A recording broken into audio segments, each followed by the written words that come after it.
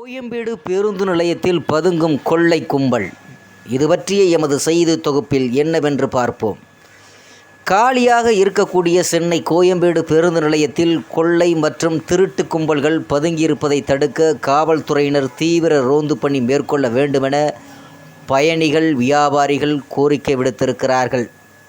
சென்னை கிளாம்பாக்கம் பேருந்து நிலையம் தொடங்கப்பட்ட பின்னர் கோயம்பேட்டில் இருந்து இயக்கப்படும் சில வடமாவட்ட பேருந்துகளை தவிர பிற அனைத்து பேருந்துகளும் கிளாம்பாக்கம் பேருந்து நிலையத்தில் இருந்து இயக்கப்பட்டு வருகிறது. இதனால் 24 மணி நேரமும் பரபரப்பாக காணப்பட்ட கோயம்பேடு பேருந்து நிலையம் ஆள் நடமாட்டமின்றி வெறிச்சோடி காணப்படுகிறது.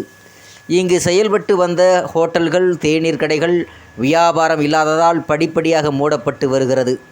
இந்த நிலையில் கோயம்பேடு பேருந்து நிலையத்தில் பயணிகளின் வருகை வெகுவாக குறைவந்துள்ளதால் இதை பயன்படுத்தி ரவுடிகள், வழிப்பறி கொள்ளையர்கள், மதுப்பிரியர்கள் இங்கு பதுங்கிக் கொள்ளுகிறார்கள். இதனால் குற்றச்சம்பவங்களும் அதிகரித்து வருகின்றன. இது குறித்து அங்கு கடை நடத்தி வரும் சில வியாபாரிகள் நம்மிடம் கூறியபோது, மாநகருக்கு உட்பட்ட பகுதிகளில் போக்குவரத்து நெரிசலை கட்டுப்படுத்தும் விதமாக அரசு மேற்கொண்ட நடவடிக்கை வெற்றியடைந்தாலும் கோயம்பேடு பேருந்து நிலையத்திலேயே நம்பியிருக்கக்கூடிய ஏராளமான வியாபாரிகளின் நிலை மிகவும் கவலையடை செய்திருக்கிறது.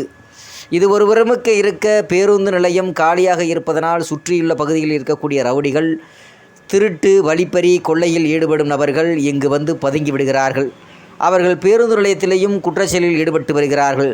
இதனால் இந்த பேருந்து நிலையத்திற்கு வரும் பயணிகள், இங்கு கடை வைத்திருக்கக்கூடிய வியாபாரிகள் அச்சத்துக்குள்ளாகியிருக்கிறார்கள். எனவே பொதுமக்கள், வியாபாரிகளின் நலன் கருதி பேருந்து நிலையம் பகுதியில் இருக்கக்கூடிய போலீசார்கள் தீவிர ரோந்து பணியை மேற்கொள்ள வேண்டும், போலீசார் தீவிரப்படுத்த வேண்டும் என்று அங்கிருக்கக்கூடிய வியாபாரிகள் மற்றும் அங்கிருக்கக்கூடிய பயணிகள் கோரிக்கை விடுத்திருக்கிறார்கள் என்பது நமது செய்தி வட்டாரத்தில் தெரிவிக்கிறோம். நன்றி, வணக்கம்.